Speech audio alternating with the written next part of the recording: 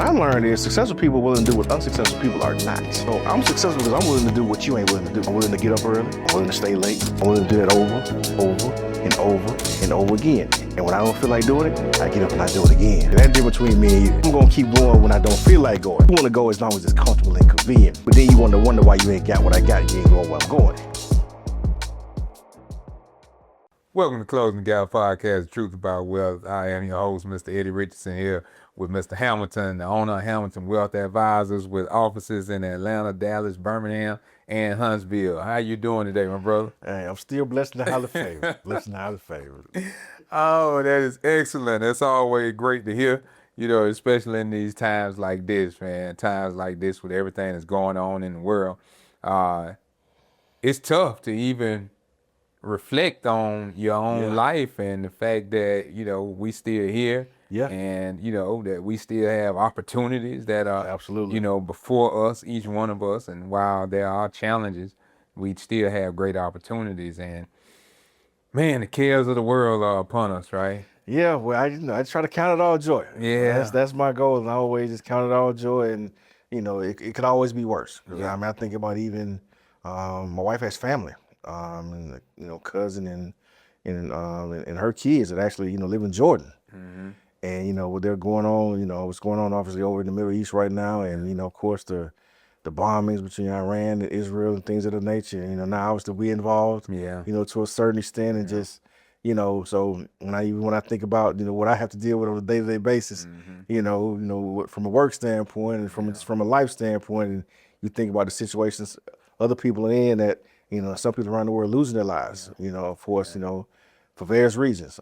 So, we just have to still be grateful and thankful that, we still have breath in our body. We still have an opportunity to move forward, even though the circumstances may not be advantageous sometimes. And, things may seem a little bleak and, things get a little tough, a little tight from time to time based on what's going on. And obviously, we've been experiencing a lot, of reaction from a lot of things going on. And, of course, the market has been in a tailspin, so to speak. And we got the worst week we've had, since, I think October of last year, and over, for some time. So, it's a lot going on, but still, you got to count it all joy. That's right, man. God is still on the throne, although you have different rulers in these nations, Iran, Israel, here in America. We have to understand that God still sits on the throne of all things, and God is still available for us to cry out, for us to speak to, and God is the one that will consistently give us the comfort and guidance that we need. And oftentimes we can forget, who's in ultimate control, and the fact that we don't see God in the midst of all the trouble that we're facing and all the things that are going on.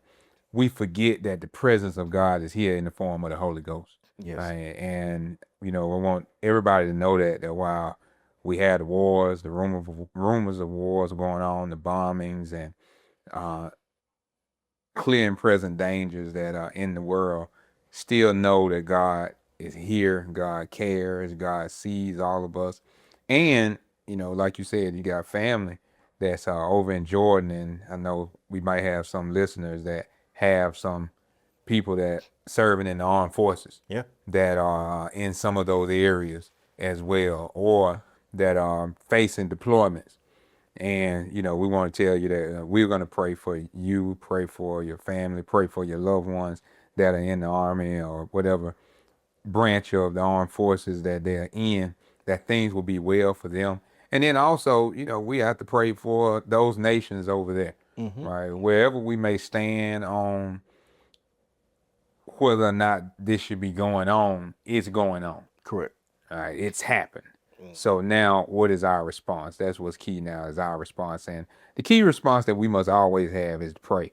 And that's why we strive to be righteous and holy in all things, and consistently let God know where we are and what our desires are. And so we may have some fears, but we need you to have faith over the fear. Absolutely. And that's why we're going to entitle this episode Faith Over Fear, how to align your life and your money when the world is uncertain. And we are facing uncertainties, right? Absolutely. We don't know how this is going to end. And as a matter of fact, it seems like it never ends. Absolutely, it does. You know what I'm saying? Like this, no matter who becomes president here, who's the ruler over there, Netanyahu is still pulling the strings in Israel. You know, no matter who we elect to become the president of the United States, Absolutely. they get involved with Israel, right? Absolutely. The allies, as they say. And then no matter who is in Iran, they still gonna operate in the manner in which they want to operate, no matter who the Ayatollah is.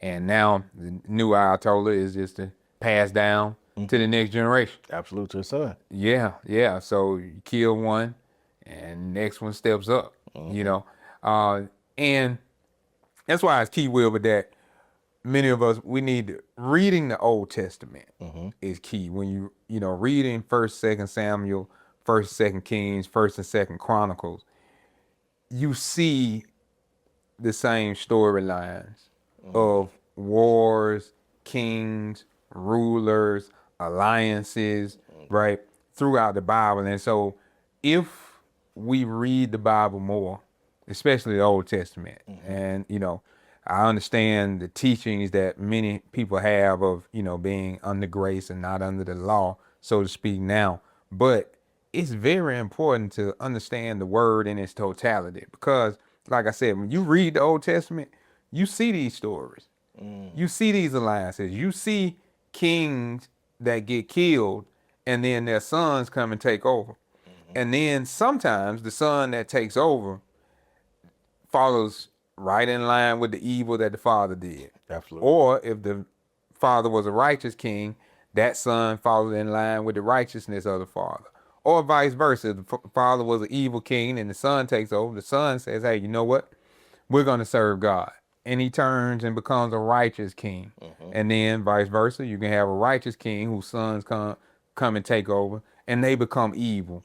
But the key is reading those stories, and that will give you more faith over the fear because you understand that what you see in all of those storylines is the hand of God being present, no matter whether the king was righteous or whether the king was evil, no matter what God's people were facing in that time.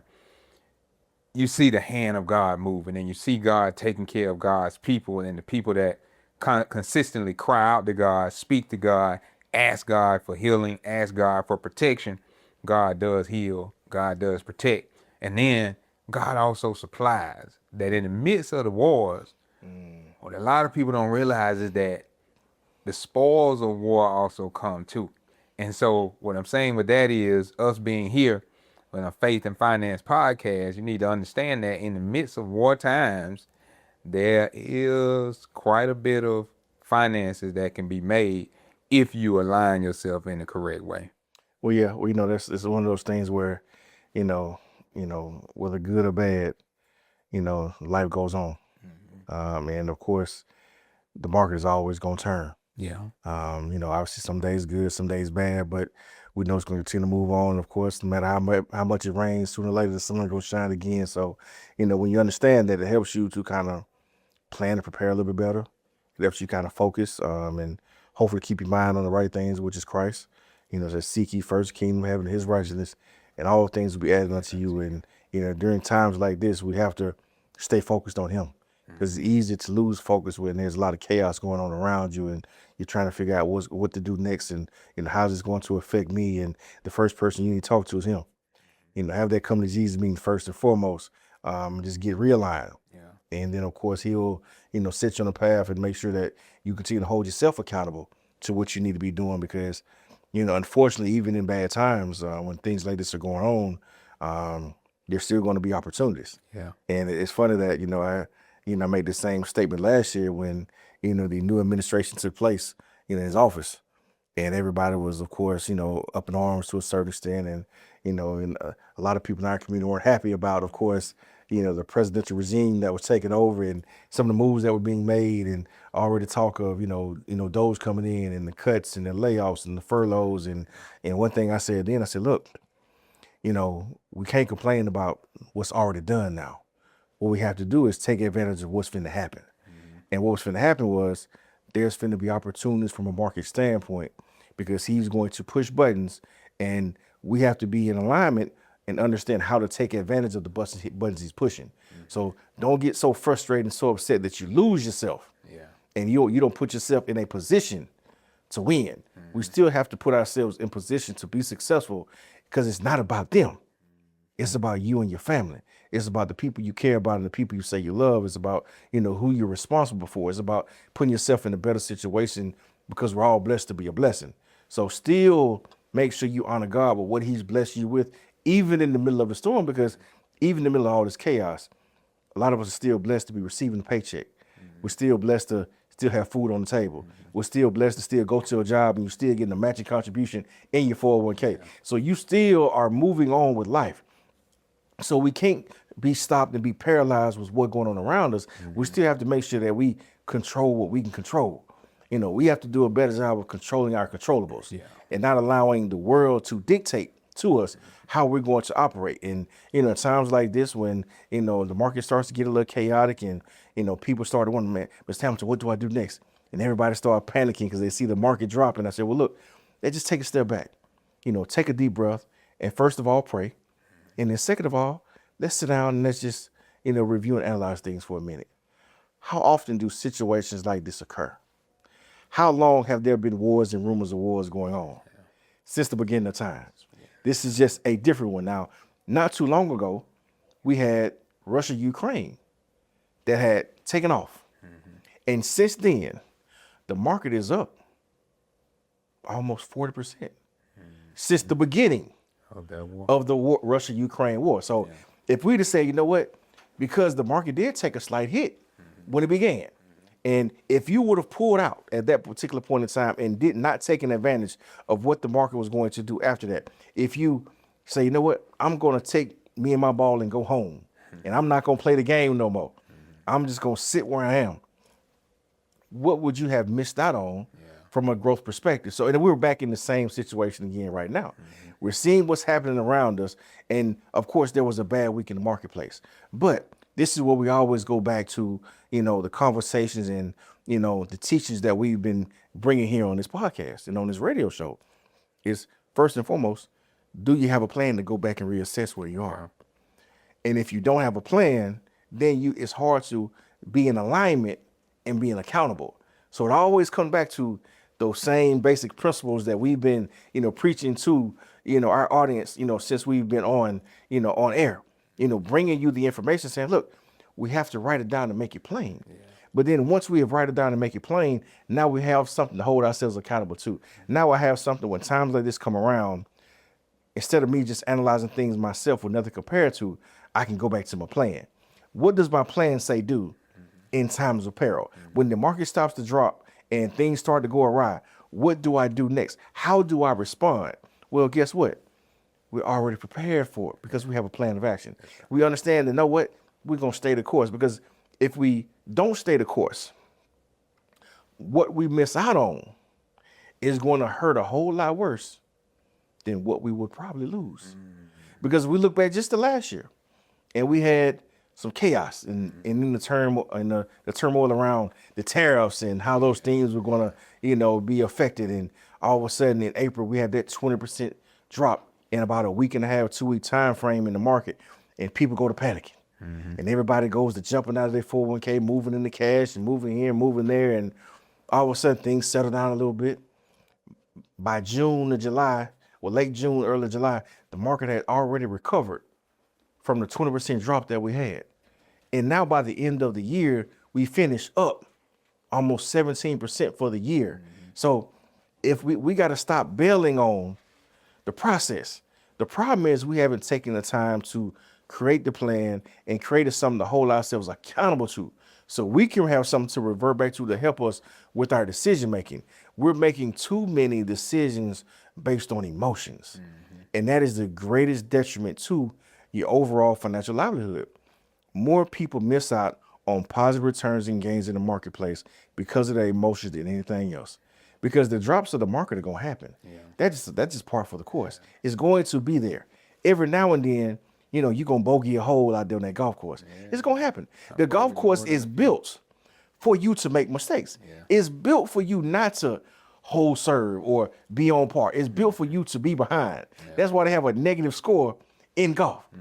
You're not supposed to be ahead. They know things are going to happen. But when things happen, is how do you respond to them? Do you dig a deeper hole in there? You know, how do you make sure that you realign yourself with your overall plan and objective of where you want to be in life? And that's why we have to do a better job as a community of having real conversation about how the market moves and how you should invest in planning and preparation, not conversations around the water cooler. So we have too many conversations with people that can't provide real value and expertise. And then we take that information and then we apply it. And then we wonder why our finances are not where we want them to be. Because you took all your information, no pun intended, in the barbershop. Well, you took all your information, you know, at the water cooler or at church or, you know, at your son or daughter Little League, you know, basketball or soccer game. Well, that's not where you want to receive your information unless you're there talking to a financial advisor. Make sure you go seek someone that is knowledgeable and experienced in dealing with these situations and circumstances. If you're talking to an advisor and they've been working for, just say, 1 or 2 years, they may not have the experience on how to handle some of these things yet. Find you someone that's been in the business, you know, 10, 20, 30 years that has experience in dealing with the 2008 crash, you know, maybe the Enron bubble that's been through, you know, COVID and all these different things. So they've seen the market respond in a number of different ways. And now you can take that information and knowledge and apply it to your situation. And that's why you have to sit down to have something to apply it to. And we don't take the time enough to analyze our own situation.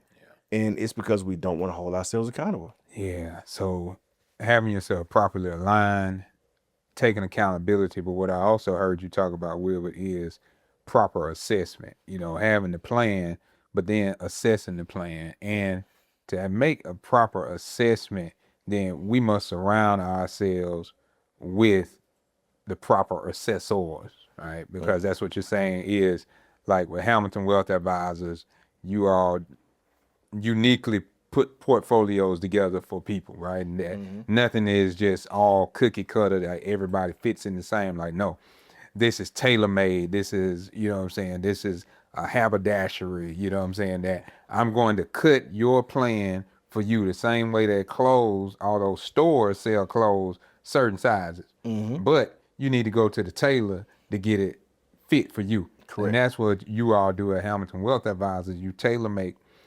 portfolios and financial plans for person's individual needs and take the time to do a comprehensive assessment to craft what will help everybody have the optimal gains for where it is that they are and where it is that they want to be. And so having a proper assessment, then also I want to extend the same thing to everybody is that, like you said, where are you getting your assessment? Where are you getting your advice? Where are you getting your information? Also, when it comes to, that's with financing, but then also with your faith. Yes. Where are you really building your faith? Who are you around? Who are you talking to? Who are you studying the Word of God with? Who are you being led by, if anything? And what type of community are you in, if you're in a community of believers at all?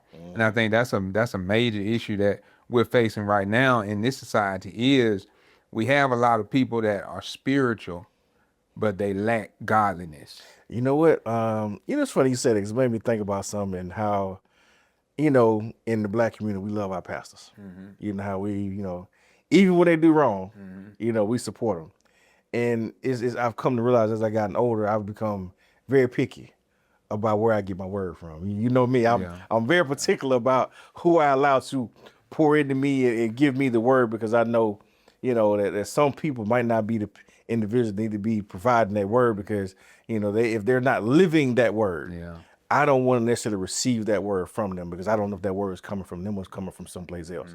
So for me, you know, I think, you know, the greatest compliment that you can give someone, for me, is that I see God in you. And I always like to ask, you know, people, when you go to a church, ask yourself, do you see the God in your pastor? Not when he's in the pulpit, but just when you see him walking down the street, when you see him out with his family, when you see him, you know, after church and he's shaking hands and kissing babies. Do you see God in him as a man and how he conducts himself? And if you have a question and not a for sure answer, then that's your answer right there. We'll be right back after this break.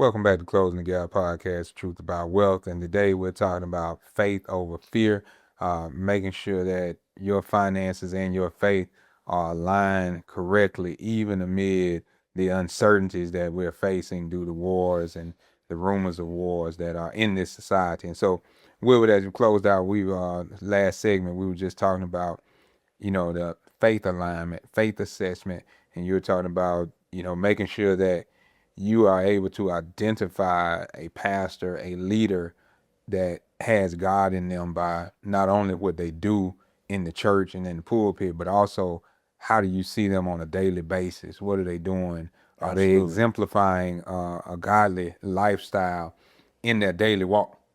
Yeah, and for me, that's the most important thing that I look for me and how I decide who I'm going to allow to pour into me and where I get my message from. And I think far too often we let maybe acts and deeds dictate who we give that credibility to. Because see, even people that are not of God understand the world enough to know that if I give a donation, if I do a good deed, and I sow a good seed, that people will receive it as if I am a godly man because I'm maybe doing something for someone else. And see, we understand that, obviously the devil comes to kill, steal, and destroy. And he understands sometimes I gotta play the game. Sometimes I gotta give a little so I can take a lot. So we get sometimes bamboozled by the acts of kindness and things that people do. Sometimes the words and people who are living not of God can be very gifted with the tongue. They usually do have gifts to manipulate and connive and have a lot of different attributes that, if used for God, could be very beneficial to the building of his kingdom. But because they're not using them for God, a lot of times the person, if you're not connected to God, you can't see it. So this is why we always talk about, of course, here on this show, is making sure that you get connected to the source. You got to be seeking God first. You got to have a spirit of discernment that's only given to you by him, by God. God has to give you that spirit of discernment so you can identify what you need from the person that's supposed to be pouring into you. So now you can identify, is this man really of God or not? Is this lady really of God or not? Is this the person I really need to be receiving my word from? And if you have an open heart and an open ear to God, he will tell you if that's the person for you. He will tell you if you need to move and find a church home and come see Pastor Richardson at their new church home that's coming to a city near you, and you need to come check them out very soon. So you can have resources because God has already shown that he will give us everything we need and meet all of our needs. But we have to be open to him first and foremost. And once we're open to him, then he will let us know, you know what? Pastor Richardson is the pastor for me. Mr. Hamilton is the financial advisor I need to see. That, you know what? Mr. Daz Guzman is the, videographer. He is the photographer. He is the content specialist that I need to see. So you have to be listening to him so God can tell you when to move. And too many times we've become closed off. Even those of us that are in the church, we are still closed off to God because we're in church participating in religious activities, but we don't have a relationship with God. Now, and that's a big thing in our community because we grew up a lot of times. We grew up in the church. It's a lot of people that grew up in the church with me. And I've learned that a lot of people, just because they're in the church, don't mean to have a relationship with Christ. I was in the church for a long time, but I didn't have a relationship. Once I learned what it was to have a relationship with Christ in my own personal relationship, not the relationship that mama was putting on me, saying you finna get up and go to church, you finna go to Sunday school, you finna go to choir practice and usher board practice, you finna do all these things with the youth department. That wasn't my relationship. That was mama trying to put a relationship on me. But at some point in time in my life, I had to finally start understanding. And of course, when you train up that child in the way that he should go, when he old, he won't depart from it. That's right. I was able to remember some of those teachings. So when times got tough, I was able to say, you know what? I know who I need to go to. Let me get some help and figure out how to get there. So let me call somebody that I see living right. But I had to open myself up to God first. I had to ask God for help first. Now, the people that I needed in my life all of a sudden start to reveal themselves. And God says, hey, that's him. That's her. That's who you need to move with. So now all of a sudden I find someone that can help pour into me and get my life together, where I can move and start developing my own relationships. Now I have a spirit of discernment. Now, when I meet my wife, God says, hey, that's her. Go get her. I say, yes, sir. I can move because I got a clear mind and a clear heart where I can hear God specifically say, this is what I want for you. But a lot of us don't have that relationship with Christ. We really can hear God. So now we have a cloudy spirit of discernment.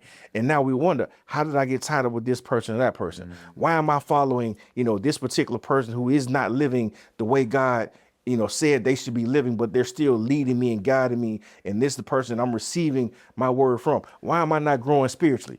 How many of us have been in churches and you ain't growing spiritually? Well, ask yourself, why you're not growing? Are you really getting truth? Are you really getting the word directly from God? Because if you're getting that word from God, one thing I know is going to hit you. Yeah. It's going to hit you like a ton of bricks, and it's going to evoke some change in you. You may not understand what's going on, but it's going to start to stir up some things, and you're going to start to seek some knowledge. You're going to start to seek some information. You're going to start to seek some answers. And a lot of times in that process, it may lead you to the barbershop. It may lead you to the blueprint. And all of a sudden, you got led to blueprint, and now you got led to a pastor and a church. Now you got a church home and you got a barber all in one. So now you can move forward in the process because now you have started on your own path and journey. Now you can begin the path of actually creating a plan. So you can't get the plan until you've gotten the spirit of discernment, which now leads to the relationships, which now leads to the education, which now leads to actually having a plan and a pathway forward in success. Yeah.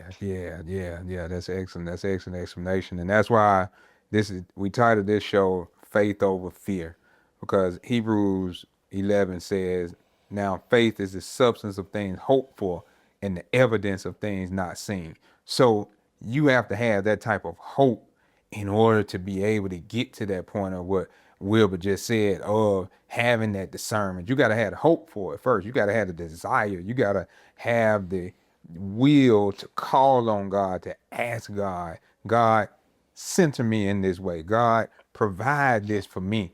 And when you ask God, then you're going and you're not asking amiss. You ask with the mentality that God will provide. That's what faith is that I'm asking because I know it'll happen. And a lot of times, as you said earlier, people like to just sit around the water cooler and just talk, like to talk about things and hear other people talk. And we like to just gather a whole bunch of information that we're not going to actually utilize. But that's not faith. That's not true hope. That's not having a true desire and discernment. That's really just wasteful time and wasteful thinking. Because when we have faith and we hope in God, God is going to provide what we need, and then we have to act on it. And that's that accountability part right there, is once we ask, then we have to act. Because God is going to answer. Once you ask, God is going to answer. Then you have to take action. And you know what? That's you said a mouthful in, because boy, I tell you what, we don't like to act sometimes. You can lead a horse to water sometimes, but you can't make him drink. And we have to understand that although change is uncomfortable, it's also necessary. Yes. It's a process. Yes. It's the reason why the caterpillar got to go into a cocoon before it turns into a butterfly. It's a process. Everything is a process. If it stays the same, does it ever get better? Everything has to change and evolve. How do we get here as humans? It started off with a man and woman coming together. Then it produced the embryo, and embryo turns into a baby, and that mother got to give birth to the baby. And now it's a process, and a process takes time. It doesn't happen overnight. But what we got to do a better job of as a community individuals is, once we're presented with the necessary information to make a change, we have to receive change, and we have to act on change. A lot of times we get the information necessary, but we get paralyzed by our own fear, and we get paralyzed by the what if. The what if it don't work? Well, what if it do? Yeah. You saying what if it don't work? Well, the worst thing that happen is you in the same place you is today. Yeah. The best thing that can happen is you got a new tomorrow. Which one do you want? We know we're doing what we've been doing is gonna get us in the same place. But once you get introduced to a new opportunity, a new way, in a better situation, we have to start acting on it. And sometimes I've learned that we fail to act on it because we haven't been introduced to the way a lot of godly people operate. Sometimes we get so used to people that have hustled us along the way that we kind of get stuck in believing that that's the way business is done. So when I tell people that come in my office, I say, well, it's how much do I owe you? I said, well, you don't owe me anything. Well, what do you need? How fast can we get started? And I said, well, just slow down. Let's have a conversation. We got to get to know each other. I want you to get to know me, but I need to get to know you. I need to understand how to help you. I need to understand your likes and your dislikes. I need to understand your habits. I need to know what you've done and you haven't done. And then we need to do an analysis of everything you got going on. Well, Mr. Why you need all that? Well, if I don't have all that, it could lead to mistakes. Yes. If I do have it, I can incorporate it, and now we know how to maximize it. So do you want a situation that could possibly lead to mistakes, or do you want a situation that's optimized based on everything you got going on? Then people say, well, you know what? Okay, that I think it sounds right. But then we go a step further. I said, well, after I do this analysis, I'm going to build you a plan. And we're going to put together a plan that tells you what to do, when to do, and how to do, so we can take the guesswork out of everything moving forward. So we know exactly what to do in good times and bad. We know where we're going left or right. We know the end destination is going to be the same. So once we put together this plan and structure, we have to understand that it doesn't change until you officially act on it. You have to implement. We can't just build a plan. We got to implement the plan. Yeah. And once we implement the plan, even then, we have to review the plan because life changes. Things happen. Marriages, divorces, deaths, all these things happening ongoing. You buy a business, you sell a business, you retire, you go back to work. All these things are changing around us. So we have to make sure that we're constantly reviewing the plan that we built and then implement it. But all too often, because we've got used to being shortchanged. We've got used to being scammed. We've got used to people trying to get over on us very quickly and come in and hustle us. That when we do a professional process and people take their time and evaluate, and all of a sudden it takes a little bit longer to get that information at the finish line than we used to, all of a sudden we don't want to fully execute. Well, we have to understand that cooking on the stove the way Mama did took time. Yeah. But what was the end result? Yeah. Is a home cooked meal better than that microwave meal that you're getting? It is. Yes, it does take longer. It does take more energy. It does take more effort.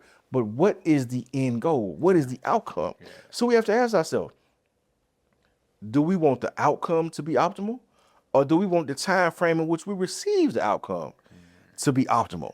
Because unfortunately, too many of us are operating on our time and not understanding God's time. That's right. It may not be time for you to get what you want to have just yet, because God knows you ain't ready to receive what you want just yet. God is saying, I know what you need when you need it, but also I know what you're going to do with it when you get it, because I've seen the end in the beginning. So I know these things. So it's better for you to prepare and be implementing these things, because guess what? By the time you receive, you will handle them accordingly. You won't mismanage. You won't commingle. You won't misappropriate any of the gifts and blessings that God gives you when you are prepared to receive them. But we want to rush the process. And anytime you rush the process on anything, whether it's cooking, whether it's cleaning, whether it's building, whether it's, preparing, anything that you rush does not come out optimal. There's always some chinks in the armor. If you miss a screw when you're building a table, that table is a little wobbly at the end.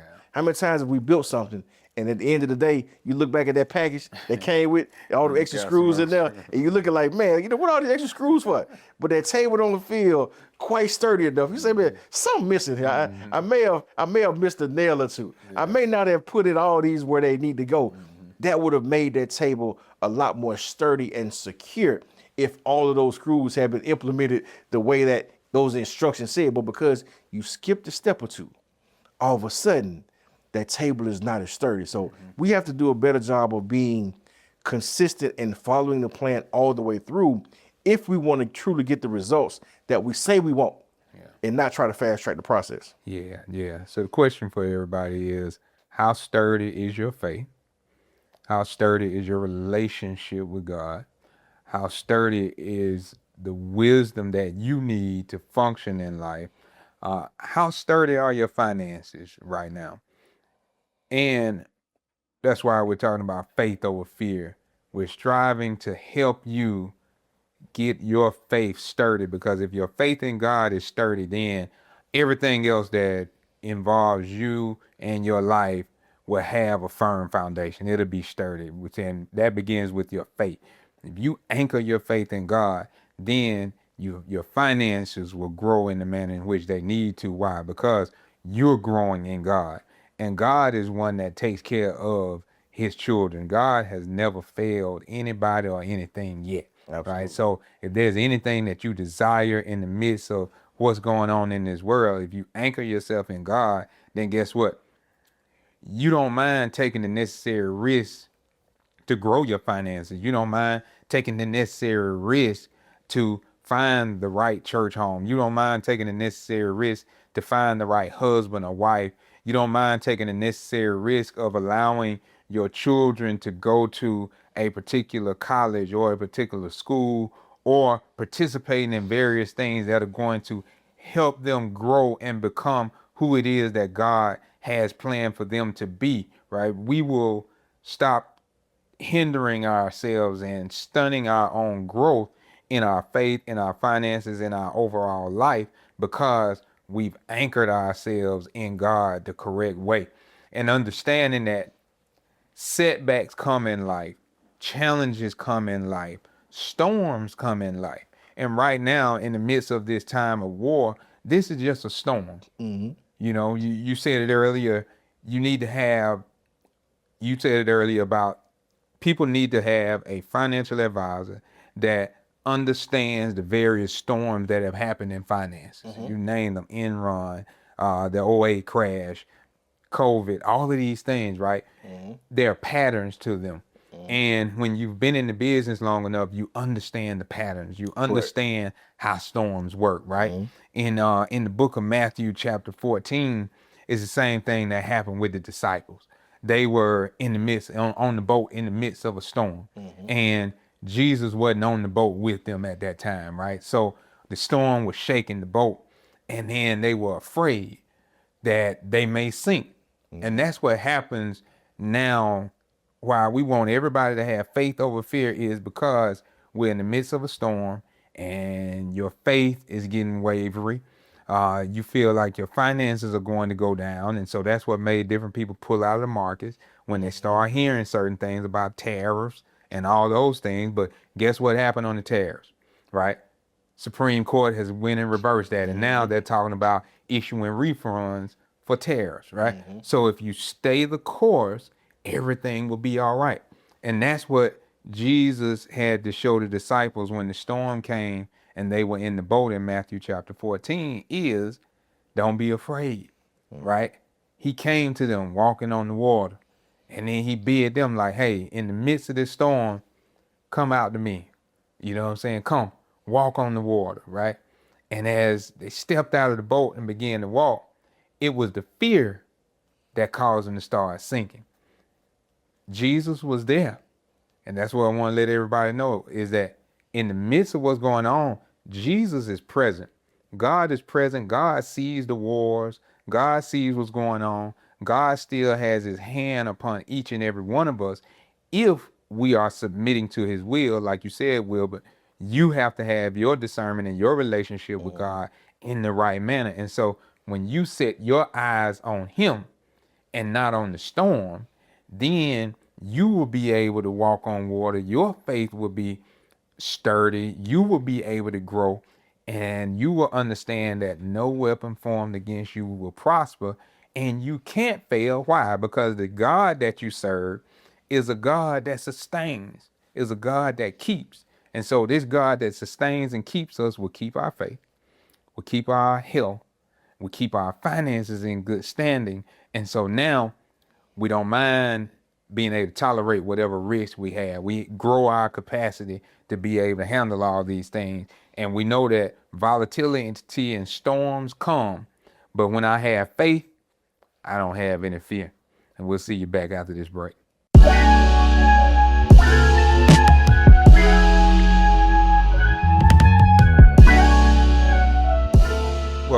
Logan Gap Podcast, Truth About Wealth. I am your host, Mr. Eddie Richards, and here with the owner of Hamilton Wealth Advisors, Mr. Wilbert Hamilton.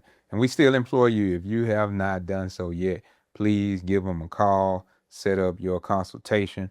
You may not get Mr. Hamilton, but I guarantee you are going to get a well-trained, well-informed advisor that will be able to take your information, process it, and they will put forth a plan that is necessary for you to grow your wealth and your plan in the manner in which you desire to grow your wealth and your plan. So give them a call today. Set your consultation today.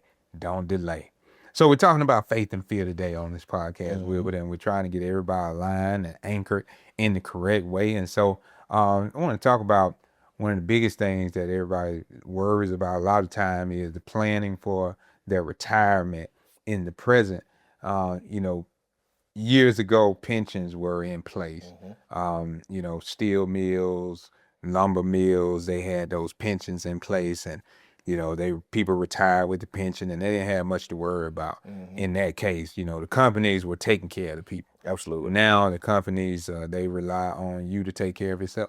You have to, get 401ks today. So, let's talk to people about how in the midst of these times, how should they manage themselves when it's dealing with their 401ks and their retirement? Like, what has replaced the pension plan, essentially? Yeah, essentially, of course, pension plans are a dying breed.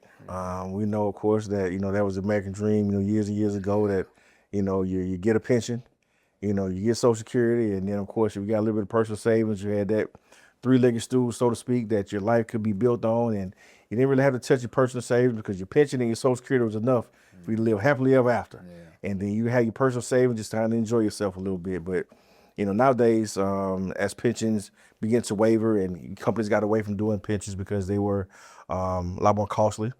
But also one of the biggest reasons is also the liability. Because if the company mismanaged the money, they were held liable versus them saying, you know what, I thought we want to transition to this 401k system because now we're putting your financial responsibility and livelihood in your hands. We're just going to give you a matching contribution, which would be the same thing that we would have put into the pension for you. But we're just going to go ahead and give it to you in the form of a 401k, matching contribution. Okay. Now, you're responsible for picking your own investments. Now, you're responsible for understanding what to do, when to do, and how to do. And if you mismanage your money, guess what? We're no longer held liable for it because you are in control of your future. This is why I tell people all the time when they say, Mr. Hamilton, I don't think I have enough money to get a financial advisor. I'm like, well, are you working? Are you putting money in the 401k? Well, you're making financial decisions, right? You're making financial retirement decisions in particular, right? Well, you probably need someone to give you some advice on making sure you're making the best decisions. No one ever said you had to have a certain amount of money in order to have a financial advisor. There is no set limit on having an advisor because guess what? Everyone needs advice of some sort. So we have to make sure that we're seeking out to receive that advice so we can help make the right decisions. Now, I would tell you in the day of the week, paid advice is going to probably end up being better than free advice. It's a reason for that because they're probably going to give you a little bit more. It's going to be more insight. It's going to be more detailed. But still, you want to be seeking a professional to get some sort of advice. So when you have that 401k now, you're making your own decisions as far as what to do, when to do, how to, as far as how much to invest and where to invest in, how long do I invest this way? Now that sole responsibility now falls on your shoulders. But it's not just the investing that has now, become our responsibility. It's also understanding the tax liability that goes along with the 401k. So now as pensions have faded away and 401ks have taken their place, and now we look at the overall viability and why the retirement outlook and forecast for United States citizens is a lot more bleak than what it used to be. We're not as financially stable as we used to be. And there's, some different factors that, affect that. The cost of living has gone up much faster than wages have. So that has played a part in people's ability to save and invest into their 401k the way they used to years ago when cost of living was a little bit less. So we're living on a lot more of our money now than what, grandmama and granddaddy did. They made it work. Even, parents, they made it work because the cost of living was a lot higher than it is right now. So they did a better job of saving. They weren't buying all the the toys and things that we buy now, and they weren't spending is what, buying all the designer clothes wasn't as popular then as it is now. And, so we've picked up, obviously, as a community, some expensive habits. And I'm guilty of it myself to a certain extent. But we have to understand that we are in control and responsible for our futures.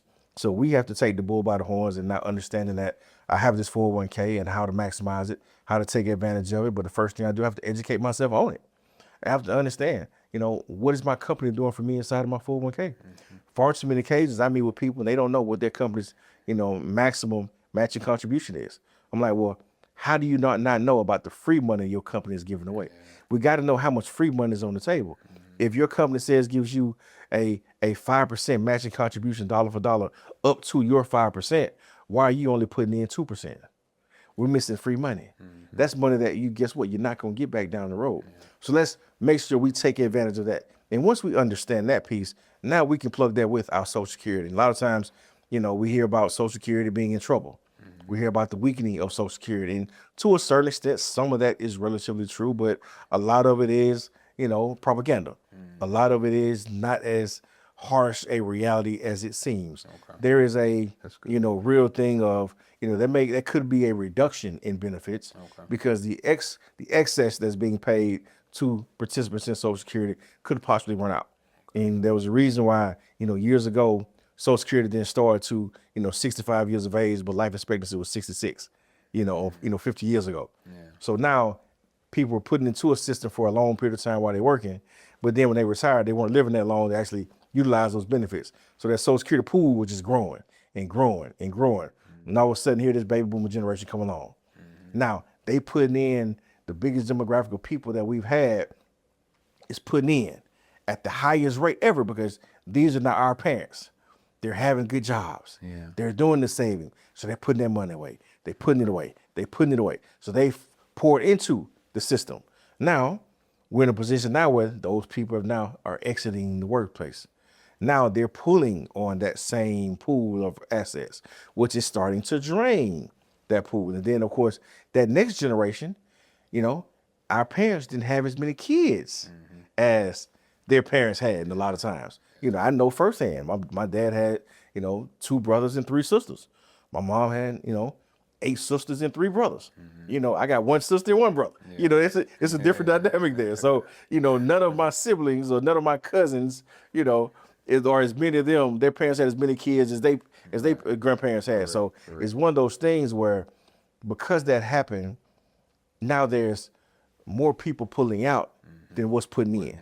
So that's just a simple mathematical equation. Also, one of the things that transpired was we lowered the age of being able to start Social Security. We dropped it to 62 being early distribution age that you could actually pull on your Social Security. So a lot of people start pulling on it sooner as opposed to waiting till later on. So that probably is the biggest, I would say change, but they could make a simple adjustment, say, you know what?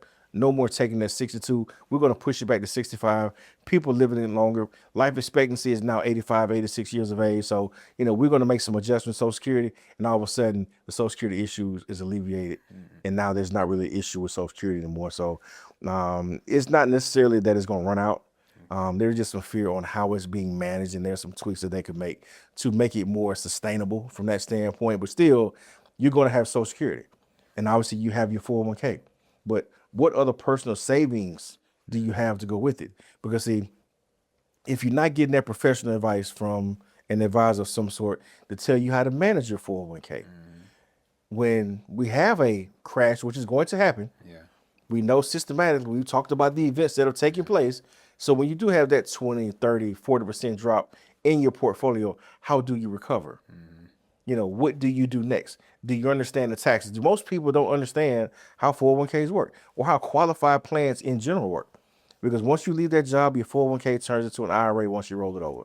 And people say, you know what? I ask people all the time, how much money you want in your 401k? They say, oh man, this sounds like I want $1 million. And they think $1 million sounds like a lot. And it is a good sum of money. But we have to realize, if I got $1 million in that 401k, then guess who's going to get the first cut? When I pull that money out, Uncle Sam going to get the first cut. So based on your tax bracket, just say you right around 22%. So that means that automatically your $1 million is not $1 million. $1 we've automatically been dropped down to about $788,000 approximately in that account. So now we've just given away Yeah. $200,000+ in just taxes alone. So now that's been reduced. Now we say, okay, we know what, this money has to last. There's actually a study right now I looked at on yesterday where if a couple are both alive and well at 62 to 65 years of age, there's a 60% chance one of them is going to live to be 90, 95. So that means because people are living longer because of medical advancements, technology and those advancements, because we're living longer, that means that money got to last a lot longer. Grandmama and their money ain't have to last as long because they ain't live as long. When life expectancy was closer to 75, 76, but we've added on the extra 10 years, thankfully. So that means that my 90 plus happy and healthy ain't that, in my right mind, ain't that far off now. There's a good chance that I can get there. Reach it. We're gonna keep shooting for it. That's right. So Yes, sir. because we have that, that means I'm going to need assets for a longer period of time than previous generations. So that means the importance of me managing my money properly is going to be even more valuable for me than it was for my parents who had the benefit of pensions, that had the benefit of that Social Security. So because they had those guaranteed streams of income and we don't have that, now we have to understand how to create that. So how do we create guaranteed streams of income from 401ks and to supplement the Social Security and our own personal savings? Well, that's where we have to understand the products. Most people make the mistake of thinking that the same thing that got me here is what's going to take me home. And it's not the same. When you're in, work mode and you're putting money in that 401k, we're in accumulation phase of life. We want to be in the market because we want the growth. The volatility is sustainable for us at that particular point in time because we can ride the wave because we have time. Now, once we've gotten to that retirement age, 60 plus, and we right around 65 and you're ready to retire, well, guess what we no longer have on our side anymore? We don't have time on our side anymore. Time is of the essence. So now we're looking at the distribution stage. Say, you know what? I need to see how much money I'm going to get from this. But when I looked at that $1 million 401k, I thought I was rich. And then the advisor says, we can't pull more than maybe 4% a year from this account because it's got to last. This money got to last 20 to 30 years possibly. So I asked people, well, what's 4% of, $1 million? I said, well, that's $40,000. And then I asked myself, well, now you got to remember to take that 22% of taxes out of that too. So now that 40,000 is not even 40,000. That 40,000 is now, closer to, 30,000, 32,000. No. So now you say, well, mister, I'm only going to get $32,000 a year in my retirement from $1 million in my 401k. Yeah, that's about right. That's the way the numbers work. If you're doing things that way, that's if you're using what we call the traditional or old school methodology from a retirement planning standpoint. They're going to use a 4% rule. When in actuality, the same way the market has evolved and our society has evolved from a technology standpoint and medical standpoint, also in the financial industry, products have evolved. So now there are products designed to generate guaranteed income streams. So that's when you may want to look at seeing, okay, how much income do I need to sustain myself in my lifetime? Well, how much Social Security do I have? Well, if I have 2,000 Social Security and I have enough from this account that's going to produce me $2,500, but all I need is $5,000 a month in retirement. Well, if I got 2,000 here and I got 2,500 there, well, I'm almost at my goal. Now we're just supplementing that extra $500. But that's why we have to have a plan to tell us that, because most times when I meet with people, they don't have a plan. They don't figure out how they're going to get there. And I'm like, well, how much is Social Security? Oh, I forgot about that. I didn't include that. You don't want it? Yeah. Because if you don't want yours, please give it to me. I'll take it. But those are assets that are going to be there for you. But we have to understand how to maximize those assets. When do I pull that Social Security to maximize the value? People say, well, if I'm working, well, don't pull it while you're working. Let it continue to grow. And that way it's a higher value and higher number. Because if you let that defer, let your 401k continue to roll up. Let your IRA continue. Don't pull those assets until you need them. Now we can make them stretch and make them last a lot longer. But we have to have a plan in order to understand how to maximize it. So understanding how that 401k works and how the taxes work and how to properly plan for retirement. Understanding that, what got me here ain't gonna necessarily keep me here. Understand the benefit of fixed annuities, index annuities, and how they work to provide guaranteed streams of income. And now you can remove some of that volatility, from your portfolio. Because I always tell people, look, there's retirement and there's investments. Retirement is what I need to maintain my standard of living for the rest of my life. Investments is what I got left over after I've secured that. The problem is people have not identified how much they need in retirement. And not all the eggs are in one basket. So when the market drops, everything drops together. They've just demolished the retirement and the investment. Where if we actually put together a financial plan and we see that, you know what, you've accumulated $1 million here, and you have Social Security, and you have some personal savings that you have put aside for a rainy day. Well, guess what? Once we identify that you only need $5,000 of money in retirement to maintain your retirement, to maintain your lifestyle, that's to make sure your roof over your head, clothes on your back, power, water, food, cable, all the basic necessities of life that you need just to be comfortable. Well, if that's $5,000 a month, and we got $2,500 Social Security, and we can take from your $1 million 401k, we can now take, just say, $500,000 of that and create another guaranteed $2,500 a month from that. Well, now we've got your $5,000 a month, but guess what? We still have $500,000 left. That now we can invest because we've secured retirement on one side, and now we can move to investments on the other. Now, guess what I can do? I can have peace of mind. I can have some security. I have stability because now when I invest this $500,000 and there's some disruption in the marketplace that's going to happen like we've had over the last week due to the wars and rumors of wars and things that are happening around the world, does it bother me the same way? My retirement is set. I'm already secure here. This is extra now. So now if there's some volatility, I can stay the course and I can invest long term the way the market was meant to be invested in. The market is not a short term investment tool. The market was built to be a long term investment tool. And if you look at it over a long period of time and you invest that way, you're going to win. So if I invest the right way, and now this $500,000 is now put away for a rainy day, and now I don't need it in the short term because I secured it. Now, when I want to enjoy myself, and me and my wife want to take a trip and we want to go around the world. We want to go to Greece, or my wife want a new car, or, I want to, buy some new golf clubs or something. I can pull 25,000 and go enjoy myself. I can pull 15,000 and we can go on a trip. I can pull $50,000 and buy a new car because now this money is sitting over here and it's growing and it's growing. And now that 17% that the market did last year, I made that on that. That 25% that the market did the year before that, we got that too. So now that 500,000 that's been invested over the last 5 years, the way the market's been up double figures every year, that 500,000 has turned into $1 million by itself. Because now I have retirement and investments. I have a plan. I have a strategy. And that's how you put yourself in a position where you create generational wealth. That's how you put yourself in a position where now you have assets to pass on to the next generation. And we can all be what we say we want to be, which is a righteous man leaving the heritage to his children. So we around here talking it, we're preaching it, we're saying we believe in it, but are we actually doing it?